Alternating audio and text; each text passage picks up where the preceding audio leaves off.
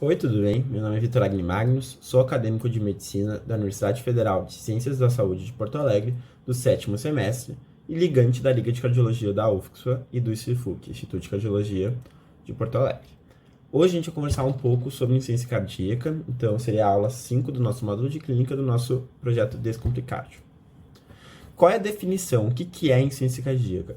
A insuficiência cardíaca, na verdade, é uma síndrome causada por alterações estruturais e ou funcionais do nosso coração, que vão resultar, então, na incapacidade desse órgão funcionar adequadamente à maneira de atender às necessidades do nosso organismo. Então, essas alterações do nosso coração fazem com que a gente bombeie menos sangue, e esse sangue não vai ser suficiente para, então, conseguir atender as nossas necessidades metabólicas como um todo. Quando a gente fala de epidemiologia, então, quais pacientes são mais propensos a ter uma insuficiência cardíaca? O que é mais importante a gente pensar? A gente tem que pensar que é uma doença relativamente prevalente, existe um risco relativamente alto, então, de tu desenvolver uma insuficiência cardíaca durante a vida, variando de 20% a 45% de acordo com a idade e da etnia desse paciente. E a prevalência aumenta bastante com a idade. Pacientes, então, de 55 a 64 anos, muitas vezes é 1% de prevalência. Em pacientes com mais de 85, já chega a 17,4%. Uma prevalência bem maior e bem significativa. Principalmente considerando que é uma doença que tem ainda sobrevida de 5 anos de apenas 35%. Então, uma sobrevida relativamente baixa. É uma doença bem estudada. Mas conforme a gente conseguir iniciar antes do tratamento, fazer a otimização desse tratamento, melhor para o paciente, né? Uma sobrevida, né? A perspectiva desse paciente é melhor. Quando a gente fala daí sobre fatores de risco, a gente vai pensar num paciente, né? Como esse paciente é. Esse paciente geralmente pode apresentar, então, uma idade avançada, um paciente idoso, sexo feminino, então, apresenta uma predisposição maior à desenvolver insuficiência cardíaca, obesidade, hipertensão, uma doença extremamente importante, que a gente fala aqui no nosso curso também, mas é uma doença extremamente prevalente, que é um fator de risco para diversas doenças, incluindo insuficiência cardíaca, o tabagismo, um hábito bem ruim para o nosso corpo, né, que também pode causar insuficiência cardíaca, diabetes, doença arterial coronariana, valvulopatia e fibrilação atrial. Então, todos esses fatores de risco compõem um paciente possivelmente com insuficiência cardíaca. Qual seria a apresentação? Assim, a gente já sabe o perfil do nosso paciente agora, esse paciente chegou no nosso consultório, nosso ambulatório, enfim, a gente está atendendo esse paciente. Quais são os sintomas mais típicos que esse paciente pode apresentar? Sintoma mais típico disparado de espineia, falta de ar. O paciente vai chegar com falta de ar, é um sintoma muito comum em insuficiência cardíaca. Então, o paciente vai reclamar de falta de ar, e é extremamente importante a gente entender essa falta de ar do paciente, entender quando ela acontece, inclusive de que forma, né? Como é que esse paciente está quando isso acontece. Porque, inclusive, um sintoma ali embaixo, que é típico, é a ortopneia. Pacientes em decúbito que reclamam de falta de ar, então pacientes que têm que levantar a cabeceira para dormir, porque não consegue ficar em decúbito completamente, não consegue ficar completamente deitado. Então, esses sintomas também são bem típicos. Perguntar como esse paciente dorme, quantos travesseiros, são perguntas bem importantes.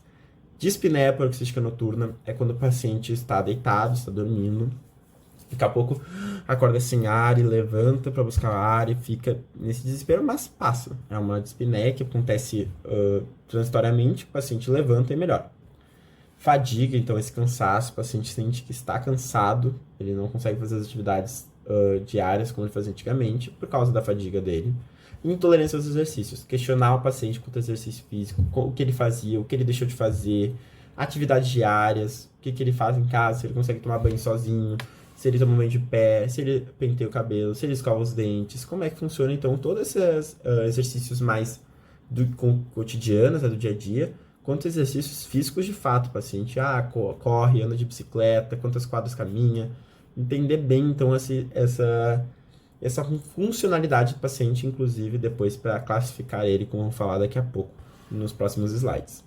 Mas outros sintomas que são menos típicos, mas o paciente pode apresentar, então, tosse noturna, ganho ou perda de peso, dor abdominal, perda de apetite, noctúria e oliguria, tá?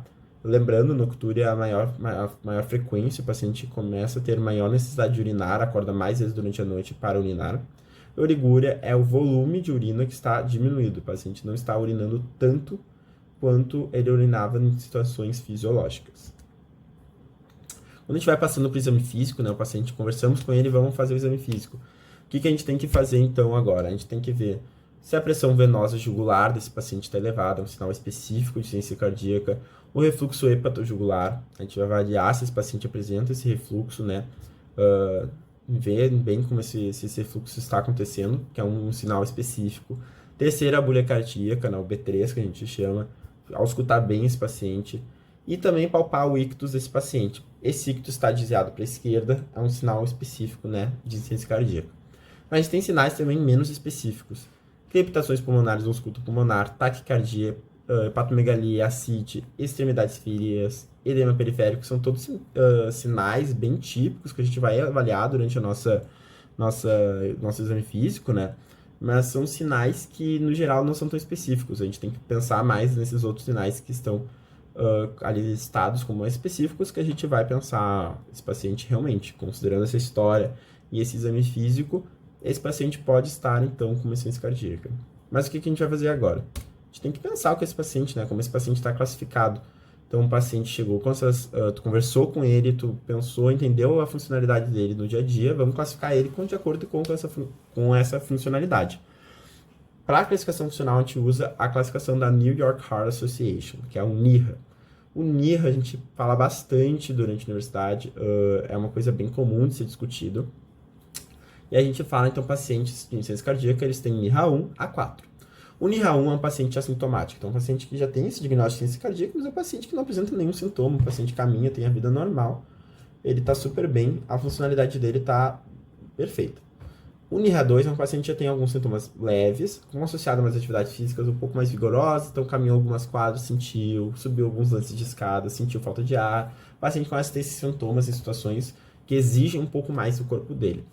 O NYHA 3 já são atividades físicas leves, o paciente subiu um lance de escadas, o paciente está no dia a dia dele e já sente, caminha um pouquinho pela casa, já sente falta de ar, então já é o NYHA 3, é um sintoma mais moderado. E sintomas graves, que é quando a pessoa está sentindo mesmo no repouso. Então a pessoa está sentada em casa, lendo um livro, e está sentindo falta de ar, está sentindo a fadiga, todos os sintomas que a gente conversou. Daí é o NYHA 4. Então a gente vai ter esse NYHA 1 a 4, a gente tem que pensar nisso quando a gente for pensar na funcionalidade do paciente, né? O que a gente pode ajudar ele, considerando a classificação funcional dele. Mas a gente tem, então, chegou esse paciente, está com suspeita forte, a gente pensou como a gente vai classificar ele, caso ele feche esse diagnóstico, como é que a gente vai diagnosticar, né? Uma coisa bem importante. Como funciona o diagnóstico? A gente fez anamnese, exame físico, eletrocardiograma e raio-x a gente achou necessário, considerando o histórico do paciente. A gente tem essa suspeita. O clássico, assim, o exame de escolha que a gente vai fazer num paciente com insuficiência cardíaca, independente se é uma suspeita baixa, intermediária ou alta, é o ecocardiograma.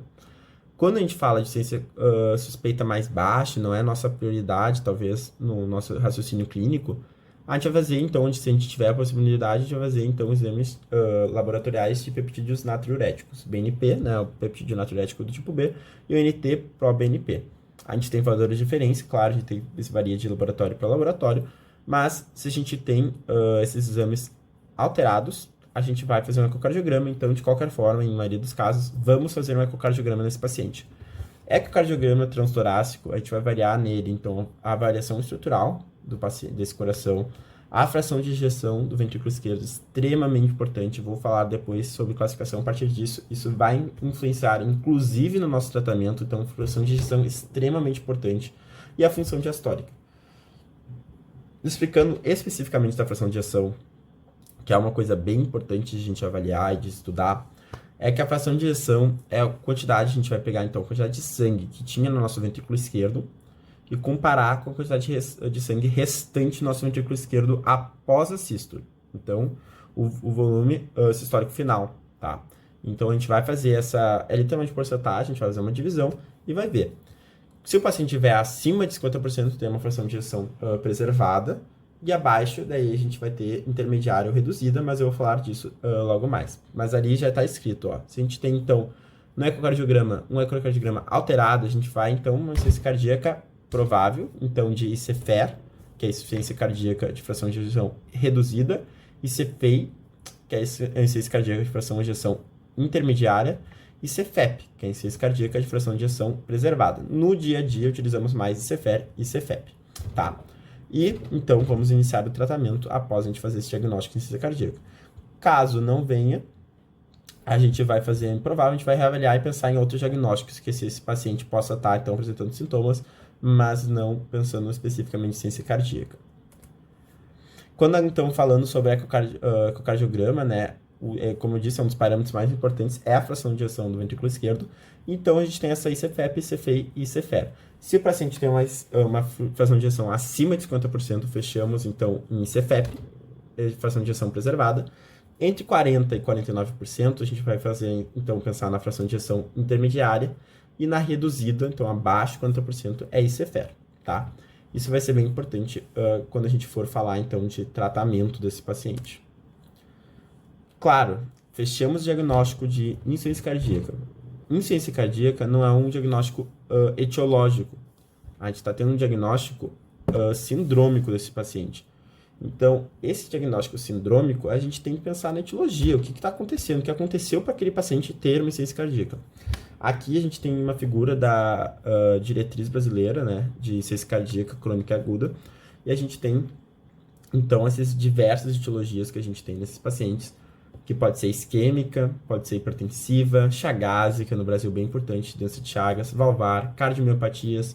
Dentro das cardiomiopatias, então, a gente tem uma aula específica sobre cardiomiopatias, porque tem diversos tipos, mas todos esses tipos podem causar, então, insuficiência cardíaca, congênita, cardiotoxicidade, alcoólica, doença S cardíaca, então paciente que tem uma doença endócrina, autoimune, doença renal, taquicardiomiopatía, miocardites, então uma doença já que o paciente apresenta, então pensando em uma inflamação, né, do nosso miocárdio, e periparto, tá? Então essas são diversas etiologias, mas a gente tem que avaliar qual é a etiologia, porque não adianta a gente tratar a síndrome de insuficiência cardíaca e não tratar a doença de base, caso existam tratamentos. Em muitos casos, a gente tem que tratar essa doença de base para evitar um pior prognóstico no paciente e tentar, então, trazer um melhor conforto nesse paciente e oferecer um melhor tratamento. Então, temos que ir atrás do nosso diagnóstico etiológico. Agora, a gente vai falar dos estágios, tá, da IC, que é da American Heart Association, tá? Quando a gente fala de estágios da IC, então, é o estágio quão avançado está aquela insuficiência cardíaca. A gente tem o estágio A, que é um risco, a pessoa tem risco de desenvolver insuficiência cardíaca. O estágio B, que a gente já tem uma doença estrutural cardíaca presente, mas não tem nenhum sintoma de C, nunca teve também. Estágio C, a gente tem um diagnóstico de C, então a pessoa já tem sintomas prévios ou atuais. E estágio D, que é uma doença já mais avançada, refratário ao tratamento clínico. Eu vou falar depois de prevenção. Quando a gente fala de prevenção, a gente pensa mais em estágio A, estágio B, e tratamento a gente pensa mais em estágio C. Estágio D, eu não vou entrar nesse mérito, porque ele é um pouco mais especializado. A gente, quando chega no estágio D, a gente caminha, então, para um especialista em insuficiência cardíaca, pois possivelmente o paciente pode necessitar de transplante cardíaco. Então, agora, quando eu falar de tratamento, vamos pensar no paciente, então, de estágio C. Agora, falando de tratamento, né, a gente tem pensando no tratamento, então, de um paciente com insuficiência cardíaca de fração de ejeção reduzida e sintomática.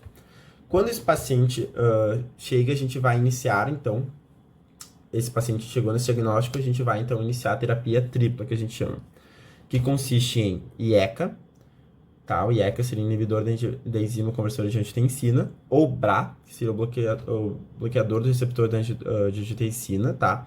O BRA, a gente utiliza mais em pacientes que tiveram intolerância, né? Tiveram uma reação ao IECA, né? A gente utiliza o BRA. Beta-bloqueadores e antagonistas mineralocorticoides. A gente fica de 3 a 6 meses, então, iniciando esse medicamento, e a gente vai reavaliar esse paciente. Se o paciente ficou assintomático, se ele está em NIRA1, a gente vai manter essa terapia tripla, perfeito, e vamos reavaliar esse paciente posteriormente. Reavaliamos o paciente, e esse paciente está sintomático, tá? A gente está com o paciente de 2 a 3, NIRA 2 a 3. A gente vai reavaliar a função do ventrículo esquerdo dele, tá?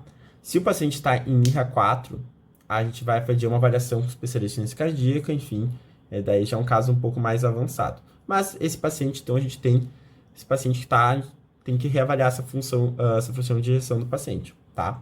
A gente daí, considerando a terapia tripla, a gente vai ter, então, estratégias terapêuticas adicionais. Pacientes que vão estar com uma fração de ejeção menor que 35%, a gente troca o IECA ou BRA para a valsartana, tá? Isso, então, é uma troca que a gente faz na terapia tripla, pensando em dar, então, um melhor prognóstico ao nosso paciente. Fração de ejeção de pacientes, então, menor que 35%, com paciente com ritmo sinusal e frequência cardíaca maior que 70 batimentos por minuto, a gente usa a ivabradina, tá? Enfim, ali tem todos os esquemas, né? Isso aqui eu tirei diretamente da diretriz brasileira de insuficiência cardíaca crônica e aguda. Então, a gente tem exatamente ali quais remédios que a gente utiliza. Nessa diretriz, a gente também tem as doses necessárias para tratamento, mas aqui é para a gente ter uma noção geral de como funciona, então, esse tratamento desse paciente, tá? O que é importante a gente pensar. Diurético, é muito comum a gente ver pacientes usando diurético em insuficiência cardíaca. A gente sempre, de certa forma, evita utilizar um diurético. A gente utiliza o diurético de acordo com a necessidade desse paciente por causa dos sintomas desse paciente. Então, cada vez mais pode se tornar necessário o uso de diurético, a gente realmente vai utilizar se necessário. Mas o diurético, ele não está associado a uma melhor sobrevida do paciente, não melhora do desfecho. Ele está mais associado a uma melhora dos sintomas, de fato, então, de qualidade de vida desse paciente. Para esse CFEP, a gente tem um tratamento um pouco diferente, tá? Como eu disse, aquilo é para fração de ejeção reduzida, agora a gente falar de preservada. Então, o paciente tem sintomas de insuficiência cardíaca, mas a fração de ejeção dele não está alterada, tá? Ele segue com mais 50%. O que é a classe 1, né, de tratamento que a gente vai utilizar? Diuréticos, tá? Diuréticos, mas isso, novamente, conforme necessário, a gente não fica utilizando diuréticos com um paciente que está bem, não tem nenhum sintoma, não vamos utilizar diuréticos, a gente vai utilizar, então, focar no nosso tratamento não farmacológico nesse paciente, mas pacientes que estão realmente com sintomas de congestão, estão edemaciados, a gente vai utilizar diurético, não vamos deixar de paciente sem um tratamento otimizado. A gente daí com uma menor, né, evidência científica, a gente não tem uma classe de indicação tão forte quanto o diurético, a gente pode usar inibidor de SGLT2, né, que é uma enzima que a gente tem nos nossos rins. A gente utiliza o inibidor dessa enzima e esse inibidor, então, também ele está sendo bem utilizado. É um remédio, na verdade, utilizado originalmente para diabetes, mas é um remédio que vem mostrado grandes benefícios em pacientes com insuficiência cardíaca, então ele possui uma evidência 2A ali de indicação de tratamento. A gente também pode utilizar IECA ou BRA, né, que eu já falei um pouco sobre, e os antagonistas do receptor da mineralocorticoides, tá? Então, esses são os 3 outros tratamentos possíveis, mas nesses pacientes com esse CFEP, a gente utiliza preferencialmente tratamentos não farmacológicos e otimizando eles conforme a gente otimiza esse paciente com tratamento farmacológico conforme for necessário. Mas o tratamento não farmacológico, então, indicar o paciente fazer atividade física, cessar o tabagismo, controlar a bebida alcoólica, não beber bebida alcoólica, na verdade, né? Cuidar todas as doenças de base que esse paciente pode apresentar, hipertensão, diabetes. Então, todos esses outros fatores, a gente vai pensar muito no tratamento com esse CFEP. Ele não possui, talvez, um esquema tão bonito, assim, de certa forma, desse CFEP, que é faz tal coisa, vai para tal coisa. A gente tem, tipo, indicações de tratamentos farmacológicos, mas o tratamento não farmacológico na ICFEP, também na ICFER, mas na ICFEP, principalmente, é muito importante, pensando em evitar esse paciente ter que iniciar com medicamentos, às vezes, podem ser desnecessários. Agora, falando de prevenção. Como eu falei de prevenção, a gente vai focar em pacientes que estão no estágio A e no estágio B. Estágio A, então, paciente que não tem, só está com risco de desenvolver. Então, o paciente tem fatores de risco para insuficiência cardíaca, mas ele ainda não tem insuficiência cardíaca. Esse paciente a gente tem que tratar as doenças de base. Então, chegou um paciente hipertenso, tratar essa hipertensão dele. Um paciente diabético, tratar o diabetes dele. Então, focar no tratamento dessas doenças de base.